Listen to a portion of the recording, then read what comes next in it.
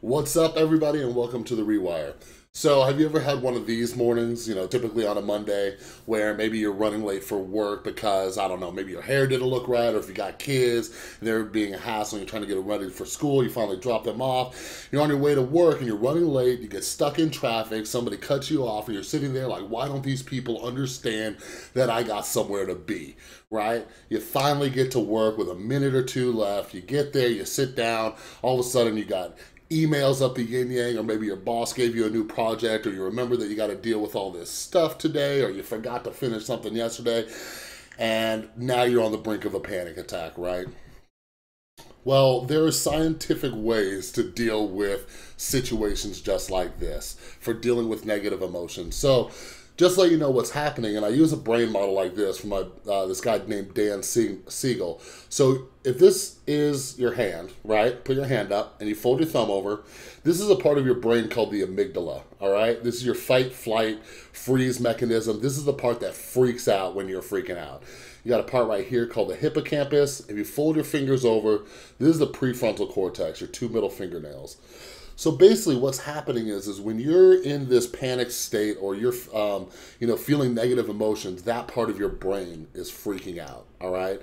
So what they did, they actually did a study where they hooked people up to these brain scans and they induced some type of emotion, all right? Whether it be anger, fear, stress, depression, loneliness, whatever it is. And it was a very simple test. The doctor or scientist running the test, they went up to the patient, they said, what emotion are you feeling right now? And the person would simply label it. They said anger, sadness, loneliness, depression. And what they found was that part of the brain deactivated. So it was really that simple. They found that when people actually labeled their emotions, it actually helped calm them down and put them in a better state of mind, right? So the problem is that our brains are these supercomputers. The average human processes between 50 to 70,000 thoughts per day. 50 to 70,000 thoughts per day, and 90% of them are repetitive. So what's happening is when you're running late, when you're stressed out, when you're sad or you're angry, the problem is that our brain, it wants to process all this information, and it starts thinking. We follow this story, right? How dare this person do that? Why don't they understand me? What's wrong with me? All these things. But what's happening is that our brain stays in the problem rather than the solution. So all we want to do is simply label these emotions, not what triggered the emotions or how we're going to solve these emotions. One mindfulness practice that we do is labeling these emotions and using our breath as an anchor. Because remember, our breath is the anchor, and our brain is like this ship that wants to drift out to sea.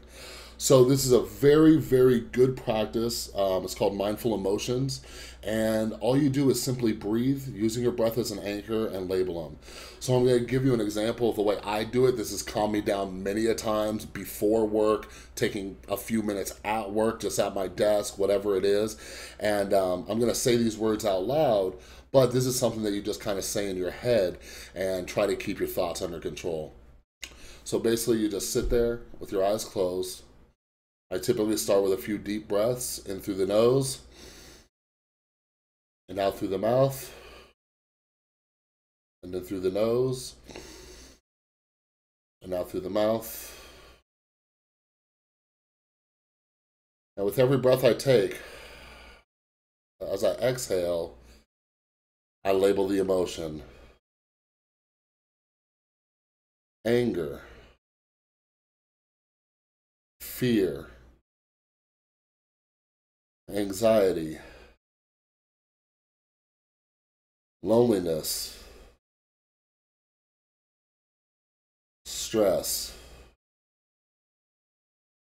And as I'm doing this, I really want to kind of feel how these sensations feel in my body. Maybe you have a tight stomach, or me, I've noticed that I carry a lot of stress and tension in my head when these negative emotions arise. And basically what's happening is that we're rewiring our brain to quit following the story of what's happening or what might happen in the future or what happened in the past. And our brain's starting to say, okay, this is what anger feels like. This is what stress feels like, rather than what's causing it, how am I going to fix it, and all these other things that typically don't solve the problem. Because As well as that part of your brain lighting up, the amygdala, it's also shutting off a part of your brain that helps you make logical decisions and solve problems. So what we want to do is do something like that and label these emotions.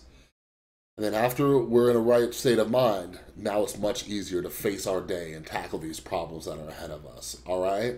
So I hope you enjoyed that, and if you feel like this helped you, or if you know somebody who this might help, who deals with scenarios just like this, pretty much everybody deals with negative emotions, like this video, share it with friends, and I also have a YouTube page, and if you want to subscribe to that, I have a little bit longer videos on there.